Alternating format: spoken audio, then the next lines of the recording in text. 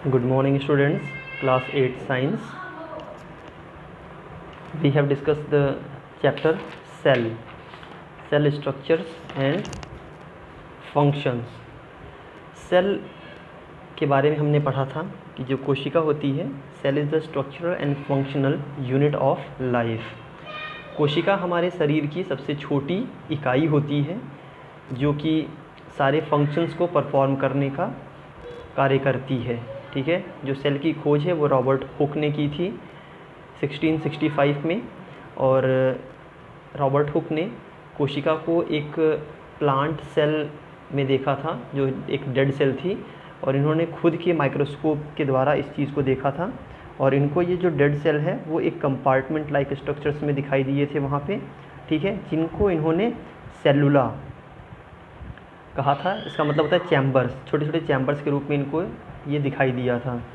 उसके बाद काफ़ी सालों के बाद after 150 years Anton von Leeuwenhoek ने फर्स्ट टाइम एक लिविंग सेल को देखा, और उन्होंने एक अच्छा माइक्रोस्कोप बनाया था, इम्प्रूव्ड माइक्रोस्कोप बनाया था, जिसकी मदद से उन्होंने लिविंग सेल को ऑब्जर्व किया और उसके सेल और सेल ऑर्गेनेल्स को उन्होंने देखे थे. यस.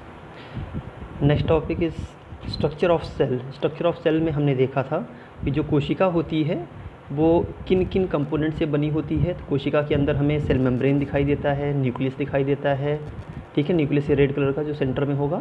साइटोप्लाज्म, इसके अंदर जो लिक्विड भरा होता है वो साइटोप्लाज्म है. और इसके अलावा सेल ऑर्गेनेल. सेल ऑर्गेनेल जो होते हैं वो माइटोकॉन्ड्रिया हो सकता है. ठीक है. राइबोसोम्स हो सकते हैं, माइक्रोट्यूब्यूल्स हो सकते हैं, सेंट्रियोल हो सकता है. ठीक है. गोल्जी एपरेटस हो सकता है, एंडोप्लाज्मिक रेटिकुलम हो सकता है, और प्लाज्मा मेम्ब्रेन और लाइसोसोम्स. ठीक है. ये सारे जो पार्ट हैं जो इसके अंदर सेल के अंदर पाए जाते हैं उन्हें हम सेल ऑर्गेनेल्स कहते हैं. ठीक है. तो इसमें हमने सेल मेम्ब्रेन को पढ़ लिया था, सेल मेम्ब्रेन के फंक्शंस को जान लिया था, न्यूक्लियस को जान लिया था, और साइटोप्लाज्म को हमें डिस्कस करना था. ठीक है.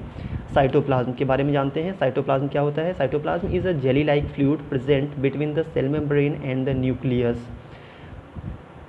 सेल मेम्ब्रेन और न्यूक्लियस के बीच में जो लिक्विड भरा रहता है उसे हम सेल साइटोप्लाज्म कहते हैं. ठीक है. जैसे इस फिगर के अंदर अगर हम देखें तो जो येलो कलर्स का पूरा हमें इसमें स्ट्रक्चर में दिखाई दे रहा है लिक्विड, वो साइटोप्लाज्म कहलाएगा. ठीक है. क्योंकि ये सेल मेम्ब्रेन सबसे बाहरी मेम्ब्रेन है और सेंटर में न्यूक्लियस है, तो इन दोनों के बीच में जो पूरा लिक्विड भरा रहता है जिसके अंदर सारे सेल ऑर्गेनेल सस्पेंडेड फॉर्म में पड़े रहते हैं, हम उसको साइटोप्लाज्म कहते हैं. All the chemical reactions and functions of the life takes place in the cytoplasm. सभी जो केमिकल रिएक्शन हैं या फंक्शंस हैं वो साइटोप्लाज्म में परफॉर्म किए जाते हैं. ठीक है. चाहे वो एनर्जी रिलीज़ करने का प्रोसेस हो या प्रोटीन सिंथेसिस करने का प्रोसेस हो, वो सारी चीज़ें साइटोप्लाज्म के अंदर परफॉर्म की जाती हैं. A number of tiny structures called cell organelles are present in the cytoplasm. बहुत सारे छोटे छोटे स्ट्रक्चर्स जो सेल के अंदर पाए जाते हैं वो साइटोप्लाज्म में प्रेजेंट रहते हैं. Some of them organelles are mitochondria, ribosomes, vacuoles, endoplasmic reticulum, Golgi body. ये सारी चीज़ें उस साइटोप्लाज्म के अंदर धंसी हुई पाई जाती हैं. The nucleus and cytoplasm together makes up the protoplasm. Cell के अंदर सेल मेम्ब्रेन और न्यूक्लियस के बीच में साइटोप्लाज्म पाया जाता है. न्यूक्लियस के अंदर न्यूक्लियोप्लाज्म पाया जाता है. तो साइटोप्लाज्म और न्यूक्लियोप्लाज्म को एक साथ अगर हमें कहना होता है तो हम उसको प्रोटोप्लाज्म कहते हैं. ठीक है. प्रोटोप्लाज्म का मतलब हो गया cytoplasm plus nucleoplasm. Next is cell organelle. Cell organelles में हम पहले सेल ऑर्गेनेल के बारे में बात करेंगे. Endoplasmic reticulum. Endoplasmic reticulum rough and smooth is a network of a membrane. ये किस तरह का होता है? नेटवर्क ऑफ मेम्ब्रेन की तरह हमें दिखाई देगा, जाल के रूप में दिखाई देगा. It help in the transport of substance within the cell. और ये मटेरियल्स को या चीज़ों को ट्रांसपोर्ट करने में मदद करता है सेल के अंदर. Mitochondria are tiny rod shape structures. Mitochondria किस आकार की होंगी? रॉड शेप आकार की पाई जाती हैं. They produce energy by the oxidation of food and called power house of the cell. ये ऑक्सीडेशन प्रोसेस के द्वारा एनर्जी रिलीज़ करने का काम करते हैं, इसीलिए माइटोकॉन्ड्रिया को एक और नाम से बुलाते हैं जिसे हम power house of the cell भी कहते हैं। Ribosomes are small granule structures scattered in the cytoplasm. They are sited of the protein synthesis and called protein factories. Ribosomes भी माइटोकॉन्ड्रिया इसमें सेल के अंदर पाए जा रहे हैं, ठीक है। तो राइबोसोम्स जो होते हैं ये छोटे छोटे ग्रैन्यूल्स के रूप में होते हैं, छोटे छोटे दाने के रूप में पाए जाते हैं, और ये अधिकतर एंडोप्लाज्मिक रेटिकुलम के ऊपर। राइबोसोम्स के बारे में हमने अभी डिस्कस किया। ये एक ग्रैनुलर स्ट्रक्चर होता है, ठीक है, दानेदार स्ट्रक्चर्स होते हैं जो साइटोप्लाज्म में स्कैटर्ड बिखरे हुए पाए जाते हैं। और राइबोसोम्स ही वो साइट होती है, वो जगह होती है जहाँ पे प्रोटीन सिंथेसिस शुरू होती है, ठीक है। प्रोटीन सिंथेसिस का जो इनिशिएशन है वो राइबोसोम्स से शुरू होता है। Next one is vacuole. Vacuole एक तरह का रिक्त स्थान है, ठीक है, ब्लैंक स्पेसेस हैं जो सेल में पाए जाते हैं। वैक्यूल्स का फंक्शन क्या होता है? वैक्यूल्स एक स्टोरेज साइट होती है जहाँ पे भोजन को, पानी को या वेस्ट प्रोडक्ट को स्टोर करके रखा जाता है। Plant cell have large vacuoles as compare to the animal cell. Plant cell में बड़े साइज़ का वैक्यूल्स पाया जाता है, जैसे हम यहाँ पे अगर देखें,